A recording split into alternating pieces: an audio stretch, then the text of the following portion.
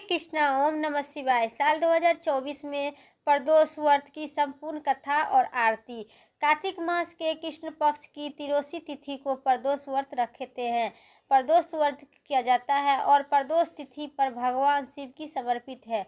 यह तिथि मंगलवार के पड़ने के वजह से इस प्रदोष व्रत को भौम प्रदोष व्रत के नाम से भी जानी जाती है। धार्मिक मान्यता के अनुसार भौम प्रदोष व्रत के कथा सुनने से या कहने से मोक्ष की प्राप्ति होती है। हर माह के शुक्ल पक्ष और कृष्ण पक्ष तिरोसी तिथि को प्रदोष तिथि व्रत किया जाता है। प्रदोष व्रत के नाम से भी जानी जाती है। प्रदोष व्रत को कथा कहने से या सुनने से पुण्य फलदायक होते हैं और अखंड सौभाग्यवती की प्राप्ति होती है और इस कथा के पूजा पूरी होती है। मानता है कि भौम प्रदोष व्रत की कथा सुनने कहने से देवियों और देवों की महादेव की आशीर्वाद की प्राप्त होती है और आर्थिक परेशानी से मुक्ति मिलती है। तो आइए जानते हैं साल 2024 में कार्तिक मास की 29 अक्टूबर 2024 की भौम प्रदोष व्रत की संपूर्ण कथा और आरती। बोलिए भोले बाबा माता पार्वती की जय। सूत जी बोले, अब मंगलवार के तिरोसी प्रदोष व्रत के विधि विधान कहता हूँ, मंचित और श्रद्धा से सुनिए। मंगलवार का दिन व्यक्तियों की नाशक है। इस व्रत में एक समय व्रती को गेहूं और गुड़ का भोजन करना चाहिए। इस व्रत करने से मनुष्य को सभी पापों से रोग से मुक्ति मिलती है। इससे किसी प्रकार का संक्षेप नहीं है। अब मैं आपको उस बुढ़िया की कथा सुनाता हूँ जिसने यह व्रत किया था, मोक्ष की प्राप्ति हुई थी। अतः प्राचीन काल का घटना है।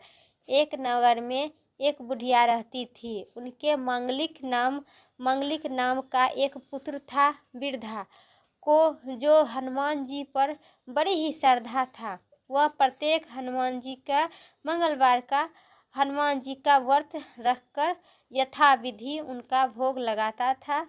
इसके अलावा मंगलवार को एक न दो घर लीपकर और न ही मिट्टी की खोदती थी।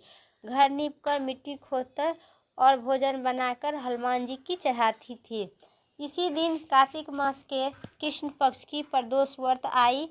उस दिन वो भूल गई बुढ़िया ने और प्रदोष व्रत खाना बनाना, मिट्टी खोदना और हनुमान जी के भोग लगाना भूल गए। उसी में हनुमान जी एक साधु के भेष में उसे परीक्षा लेने के लिए आई और बोली, ऐ बुढ़िया, तुम अपने बेटे को सामने लाओ। बुढ़िया आश्चर्यजनक हो गई। बेटे, हमें भोजन दो, हमें बहुत दूर से आए हैं और हमें भोजन दो। उस भक्त को परीक्षा लेने के लिए आई, लेकिन वो आश्चर्यचकित होकर अपने बेटे को सामने लाया। किसी भी माँ के तिरोसी हुई तब जब उन्हें काफ़ी दिन बीत गए तो हनुमान जी ने सोचा कि चलो आज इसी वृद्धा की श्रद्धा की परीक्षा करें। वे साधु भेष बनकर उसके द्वार पर पहुँचे गए और पुकार कर, कोई हनुमान जी का भक्त है जो हमारी इच्छा पूरा करे। वृद्धा ने यह पुकार सुनी तो बाहर आई और, महाराज क्या आज्ञा है? साधु भेषधारी हनुमान जी ने बोले, मैं भूखा हूँ, भोजन करा दूंगा, तू थोड़ी ही जमीन लिख दे। वृद्धा बड़ी ही दुविधा में पड़ गई और अंत में हाथ जोड़कर प्रार्थना की कि हे साधु महाराज, लीपने और मिट्टी खोदने के लिए अतिरिक्त जो काम है आप कहिए, वह मैं करने के लिए तैयार हूँ। साधु ने कही कि परीक्षा करने के बाद कहता हूँ, तू अपने बेटे को बुला। मैं अंधा धाकर उसकी पीठ पर आग जलाकर भोजन पकाऊंगा। वृद्धा ने सुन तो पैर हाथ हो गया, लेकिन धरती पर उसको लेटाकर मगर यह वचन हार चुकी थी।